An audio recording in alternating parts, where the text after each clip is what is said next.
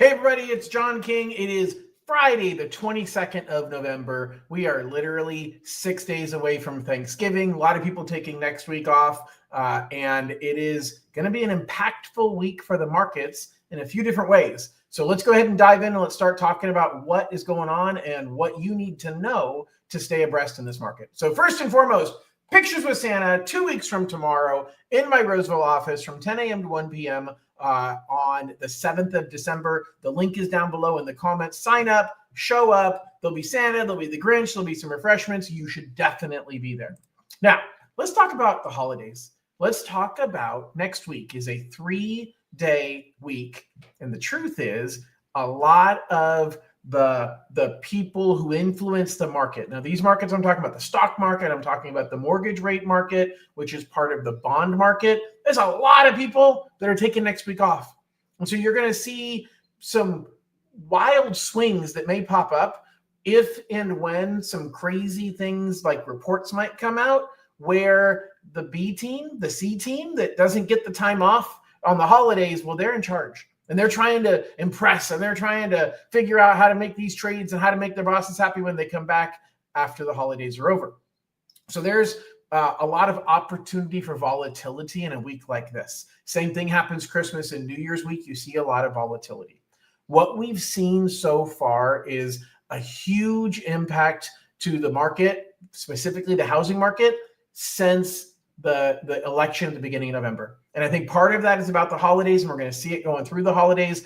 I honestly see people being a bit apathetic about the market right now. They're pulling back. They're saying, you know what, let's wait and see. Every excuse in the book is happening right now. Every client, not every client, lots of clients that I'm talking to are saying, hey, I want to wait until. And then when that time happens, I want to wait until. And so people are saying, I want to wait for the election. I want to wait to see what the Fed does. I want to wait until Thanksgiving's over. I want to wait until Christmas and New Year are over. I want to wait until the inauguration is over. I want to wait until all the excuses are over. I'm saying that kind of as a joke, but the truth is there's a lot of people who are making excuses, and they're saying, I don't want to buy yet because. Now, part of it is real. And the fact is interest rates have gone back up, and they're as high as they were early this summer when rates before they started coming back down. That's very, very frustrating. As you're in the market, you're looking to buy a home, and you see rates coming down, and you're encouraged, and you're thinking, man, now's the time to do it. Prices haven't gone up yet. But guess what? You can't time the market. You can't find the perfect time. And I've got a lot of people who are saying, I'm going to wait now. And I see a lot of sellers that are sitting with homes not moving. And that's a huge opportunity. So talk to your realtor, talk to me, see if there's a way to make this work now, because you have the best opportunity right now. Sellers who are in the market to sell right now during the holidays, they really want to sell because most sane people are not going to want to have people walking through their house during Thanksgiving, during Christmas, during New Year's. So the people who are on the market right now, they want to get sold. Deals can be had. And now is a great time because interest rates went up a little bit and because of the fact that it's the holidays. And so the housing market itself, it's on a bit of a freeze again. And I've talked multiple times about a freeze in the housing market. Just nobody's doing anything. Everybody's sitting on the sideline saying, I'll wait. It's a stalemate, and there's just less transactions happening. So how does that impact real estate agents? Well, if you're a realtor, you should definitely be business planning for next year. If you want some ideas, give me a call. I'd be happy to brainstorm with you. I am going to be doing classes next year talking about real estate and AI and ways that you can use AI in real estate, as well as video and ideas of using video in real estate. So stay tuned if you're a realtor. I'll be talking about that going forward. But housing market right now is kind of in a freeze. Mortgage rate market is definitely moving up. We don't think we're going to see any real improvement before the end of the year. We're going to be within this range. We've got a government change that is happening over the next 60 days, a lot of turmoil and turbulence, and a lot of unknowns as far as the market is concerned. And reports keep coming back with bipolar reactions. Is the economy good? Is the economy bad? Is it growing? Is it shrinking? Is unemployment going up or down? Is inflation going up or down? All of these things are impacting interest rates, yet there's no consistency in the reports. What that really means is we're going to see a lot of movements And we're going to see that pretty much be the name of the game, at least through the end of the year. I'm thinking through maybe the first quarter.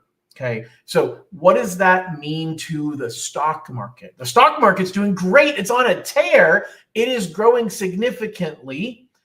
And the question is it time to jump in? Now, I'm not a stock advisor. I'm not going to give you stock advice, but I'll tell you what, if you are not investing your money in the market, you should start talking to somebody about it. It is one of those things that people say, you know what, it's too difficult for me. I'm just going to keep my cash in the bank. Now, maybe you don't want to put it into individual stocks. You can put it in the S&P 500. There's lots of things that you can do. But I just want to tell you, the markets are reacting very positively to the things that are happening right now. That's bad news for mortgage rates, which isn't really good news for the housing market, but it's great news for the stock market. So it's something to think about. All right, a couple of quick hits on things that I want to talk about. Hold on one second here. All right, so the conventional and FHA loan limits get updated once a year. About 2 months ago, most lenders came out and said, yeah, we're going to go up to around $800,000 because they're predicting what Fannie Mae and Freddie Mac are going to announce. They typically announce between Thanksgiving week and the first week of December. They tell us what the exact limit is going to be, and it pretty much goes into effect immediately. FHA announces their limits around the same time, but FHA's limits don't start until January 1st. So just be aware, if you are at price points where you're like, hey, I really want to try and get a higher price, FHA you cannot use right away. Conventional you can. So just an important thing to recognize this time of the year. All right, a couple more things I want to cover. This is the last month for Dream for All vouchers original winners. So people who got the original vouchers back at the end of June, they were expiring at the end of September. CalHFA gave them a 6-month extension. In digging around, I've learned CalHFA gave about 500 extensions. So we had about 500 people that were extended. And all of those people, those are out of the 1,700 original vouchers. Now, what I'm trying to figure out is of the other 1,200, how many of those closed escrow and how many of those expired and didn't extend? I don't know. I haven't figured that out. But what I can tell you is we have at least 500 people who got vouchers extended. Those vouchers are coming due at the end of December, basically a Christmas Day. So I've got a lot of my clients who have extended vouchers. Only 2 of them have closed escrow between October and November. A lot more are out shopping and looking and hoping they can get something into contract before December 25th.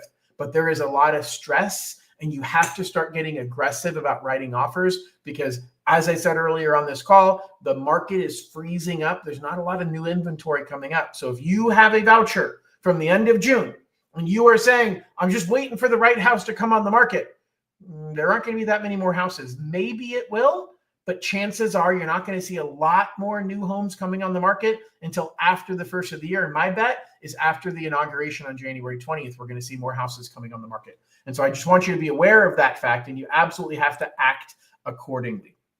All right, I've got a question, by the way. If you guys have questions, feel free to post it. I see the question here, and I would happily give an answer to that question in just a minute. Let me finish really quickly here in the last topic that I want to cover, and that is there is a brand new down payment assistance program coming from CalHFA after the first of the year. I don't know when. It hasn't been officially announced, but CalHFA is offering an enhancement to the My Home program. They're significantly increasing the amount of money that you're getting with the My Home program.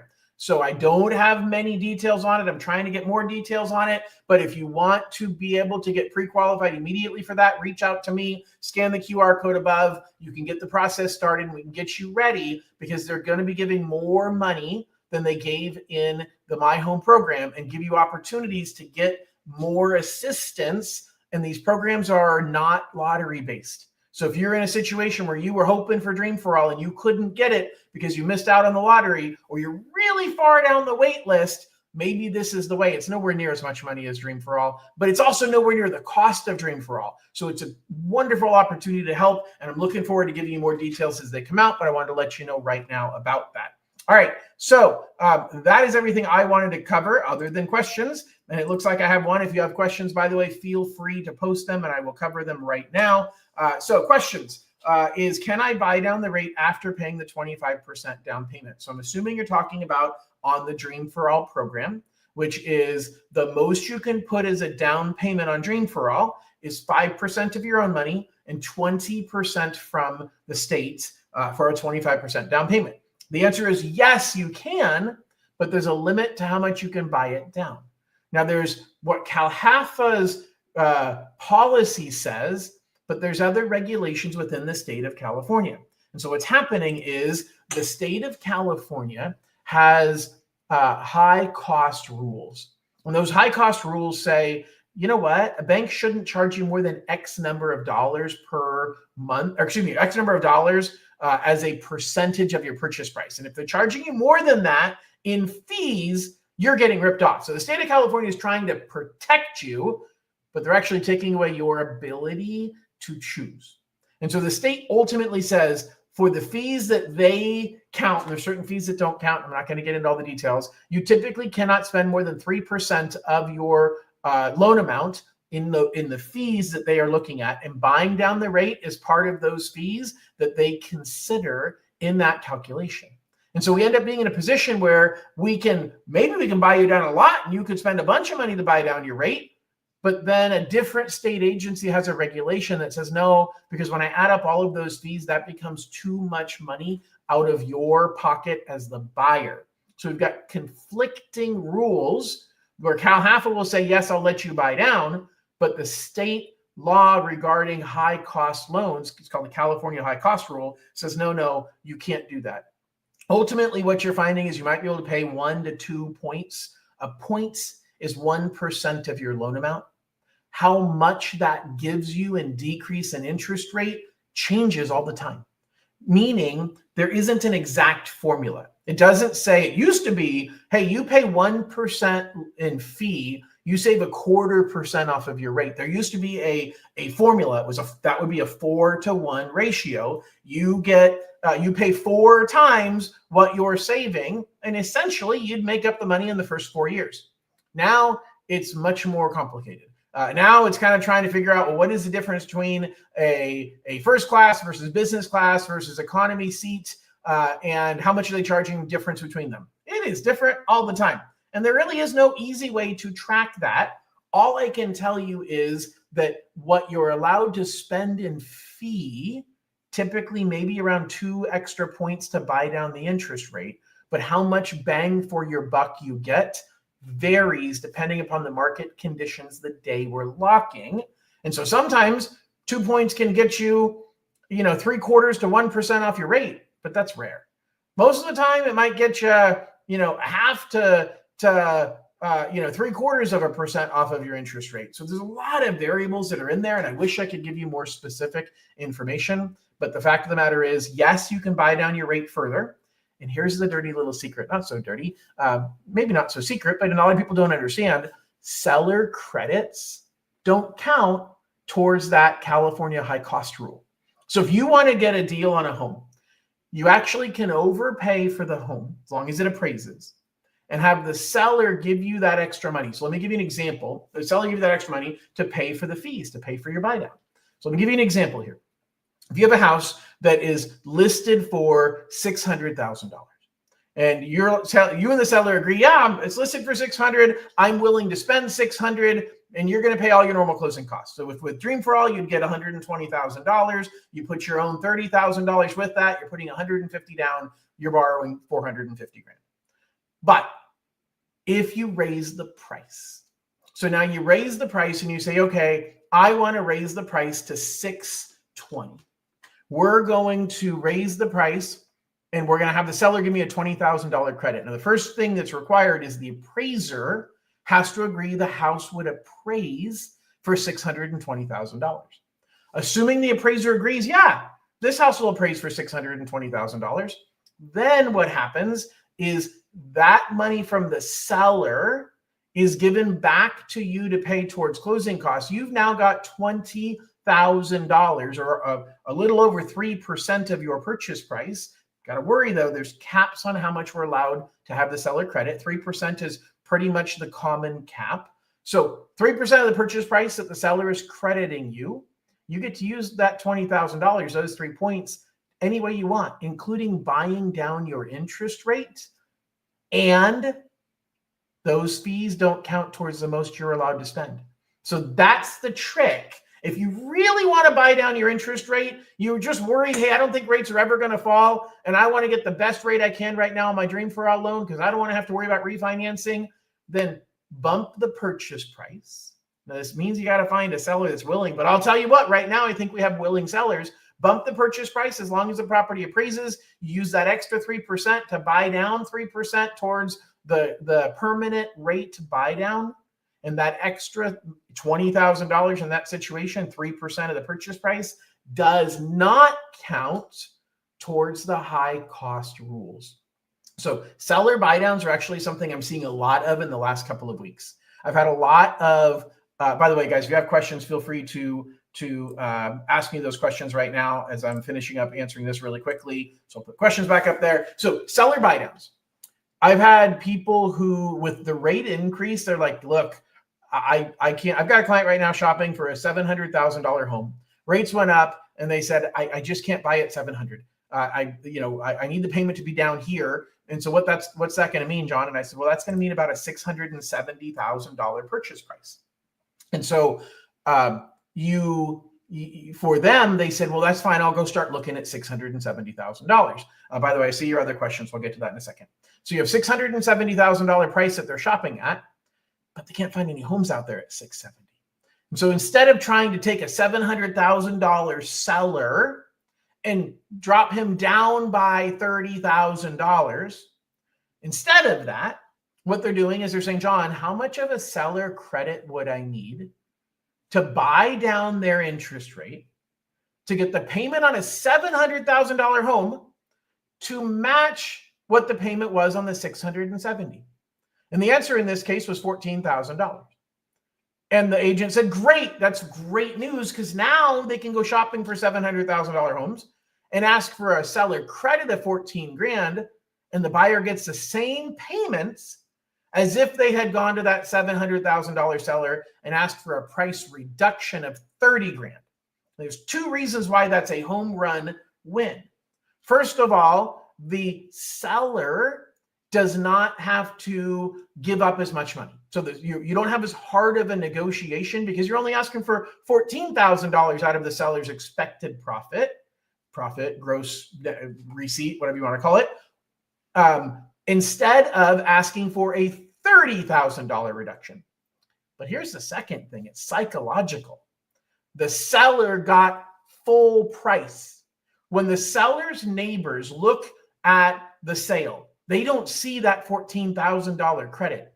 They see the seller sold it for $700,000. The neighbors are happy because the house price is still at $700,000, the comps in the neighborhood. The seller can tell their friends and their family, I did it. Y'all told me I couldn't sell my house for $700,000, but I did it and I got it sold for $700,000.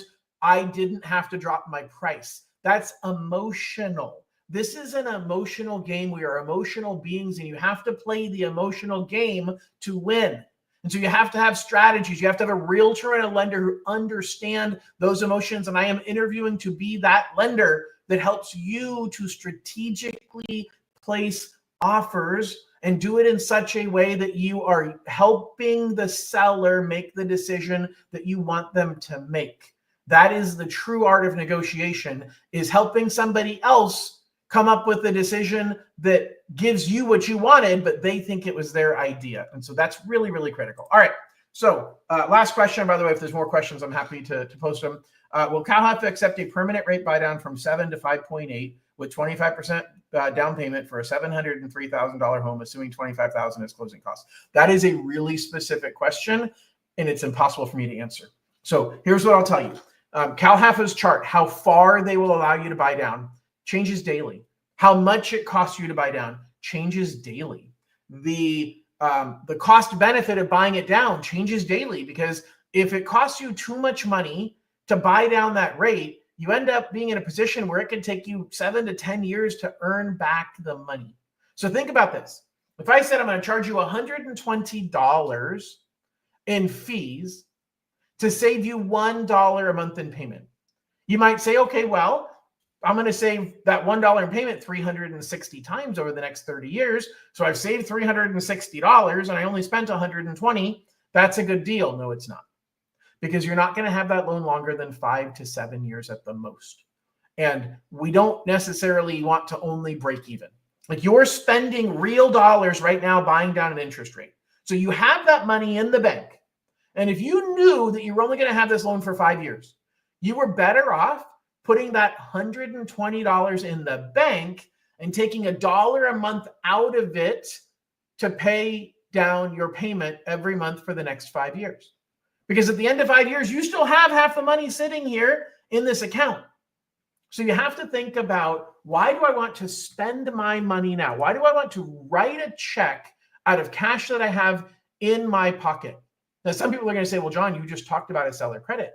I could use a seller credit to do that, and then I'm not writing a check out of my pocket. Don't kid yourself. Every penny of a seller credit is money you could have applied to the normal closing costs. So it is your money. You were planning on spending, in this case, $25,000 towards closing costs, and you could have used that seller credit to reduce that amount of closing costs, and you would have had less money needed out of your pocket. So to say, well, it's the seller's money, therefore it doesn't count, doesn't matter, because the seller's money could have saved you real dollars of your own money. So now back to my original story, which is, you have to decide, why do I want to write a check right now to get a lower rate? Is it about the number? Is it, I don't like 7 compared to 5.9? I don't like 7 compared to 5.9 when it comes to an interest rate. But interest rate isn't what it's all about. Everybody thinks it is. I'm not trying to tell you, oh my gosh, use me even though my rate's higher than everybody else. My rate's not higher than everybody else. But people with high rates will say that. But I'm telling you, it's about the cost benefit, and it's about your long and short-term goals. And so you have to look at it mathematically. We have to determine, why are you trying to lower that interest rate? What's your goal? If it's because you are convinced a lower rate is always better, I can show you so many times that that is not true. Rate is always a trade-off of cost. It's a trade-off of upfront fee. Pay me now or pay me later. And right now, what you're describing, I don't know. I don't know the literal answer to your question. But I do know that I'd be very, very cautious in going down that road of saying, hey, how can I get the lower rate? How can I get, you have a target in mind of 5.8. That's what I'm seeing. And it worries me a lot when clients come to me saying, I have a target to get to this payment, to get to this interest rate. And I ask them why. Well, because I want a lower payment. I ask them why. Because I don't want to spend more than I need to spend. Well, wait a second, but what about the money you're spending to get that lower rate? You are spending more money up front than you needed to spend. And so it's one way or another, it's a gamble. Am I going to keep this loan long enough that the monthly savings over time were greater than the money that I spent up front? But don't forget, the money you spent up front, there's an opportunity cost there. Opportunity cost means if I choose A, I can't do B. Okay. It is, hey, I'm at a buffet and I'm trying to watch my weight. And so I have a choice. I can either have a plate of this, or I can have a plate of that. And I'd love to have both plates, but I can't. So by choosing A, I'm giving up B. Okay. So the opportunity cost, when you put a big down payment and then you're putting money towards your buy down, is that money could have gone into a different investment that yielded you more money. That investment might be the stock market. It might be starting a business. It might be your kid's college education. But the fact is, if your loan officer is not consulting with you and talking about your goals, and instead just saying, hey, all you want is a low rate, I'm going to help you get the low rate. Be damned how much you're paying in fees, because that's what you want. Be careful of that. I know I didn't answer your question. I'm sorry. There isn't an answer. I don't know. It's based on the day you're locking and what the market is that day on how much they'll let you buy down and how much it costs. And then it's about how much the state high cost law will allow you to spend.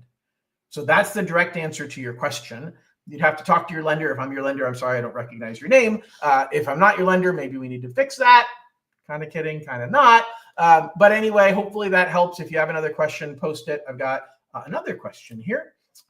So is it possible to buy down the rate temporarily to get qualified for a loan amount after the 25% down?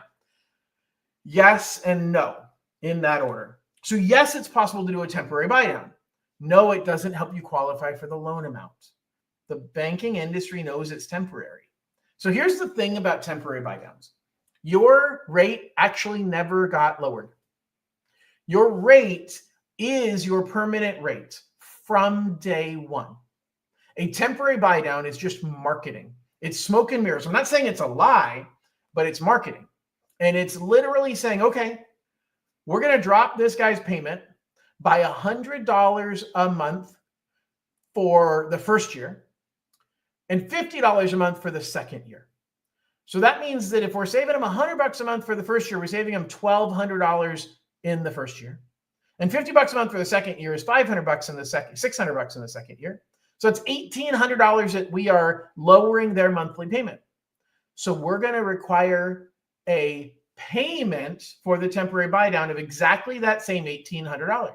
So you've got a typically it's a seller credit. You've got a seller that credits you $1,800 in my fake math situation.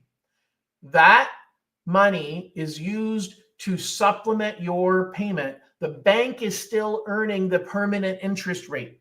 We just have a bucket of money sitting here that we pull out $100 every month for the first 12 months, and then we pull out $50 a month for the second 12 months for a temporary buy down. And so when you're looking at doing a temporary buy down, you are saving $0. It's in your head. It's the bank. It's the marketing department in the mortgage industry that is, I don't want to call it playing tricks on you, but they are. They are saying, hey, you're going to have, instead of a 7% rate, you're going to have a 5% interest rate for the first year. And then you're going to have a 6% interest rate for the second year. And then you're going to be at 7% forever after that. You're at 7% from day one, which is why your qualification is based on 7%. Not because of what you're paying, because you're not paying that full amount, but because that's what your long-term payment is going to be. And if we cannot qualify you to afford that payment, then how are you going to be able to afford it in 2 years when it goes up to that number?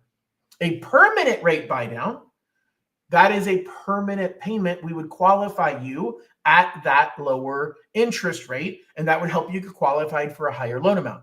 But a temporary rate buy down, not only does it not help you qualify for a higher loan amount, yes, it's possible to do that, and CalHFA does allow it. I've done 3 of them in the last 3 years, and there's some loan officers that have done hundreds of them. I'm not a fan.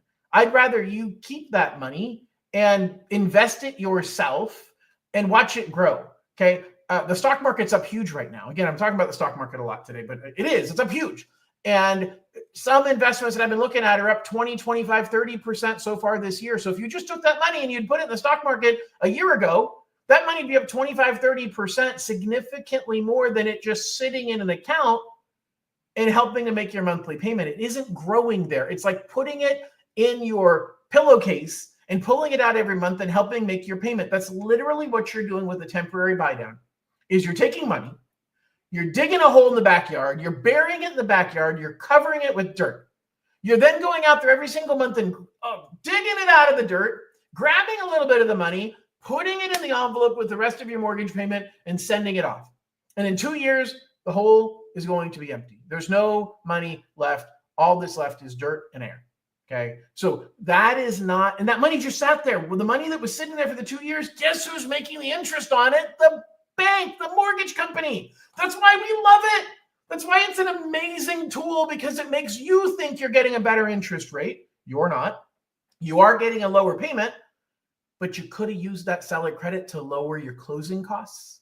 And you could have taken those lower closing costs and kept the money in your bank, and you could have invested it in something safe. Even if you only earned 4 or 5% per year, you earned something. You were in control, but we're going instead for ease, and we're going instead for tease. Now, what do I mean by tease? I mean, we're being teased. We're being told instead of 7, you can have 5. Don't you want 5? Everybody wants 5. You'd be silly if you didn't want 5. I want 5 compared to 7, but I want a real 5.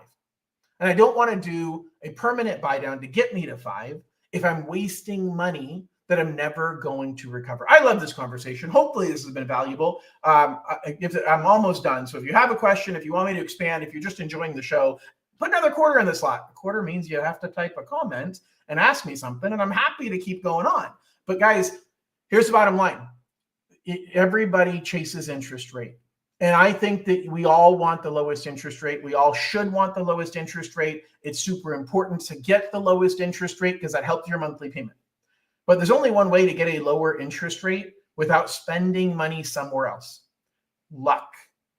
Luck, dumb luck. It's the same way to get a lower airline ticket. It's the same way to get lower gas prices. Sure, you can drive from one gas station to another, but how much money are you spending in gas getting from one station to the other to shop for which one has the lowest gas? And did you really save any money? If you spent all of your time and your gas money and your gasoline driving around looking for the cheapest gas, you saved nothing. So the only way you save money in gas is if you get lucky and prices dropped overnight for everybody. Because a rising tide floats all boats, a receding tide lowers all boats. The rates on mortgages go up for everybody if the market's getting worse. They go down for everybody if the market is getting better. But to say I'm chasing a better rate and I want to do it by throwing money at the problem, sometimes that's a good idea. Sometimes it's not. The question is your lender actually helping you evaluate that and figure out, is this one of those times? How do I decide if this is a good time to do it or not? That's the critical thing that you need to make sure that you have the right lender helping you do that. And I'm interviewing for that job. So scan this QR code and allow me to help guide you on what the right thing is to do.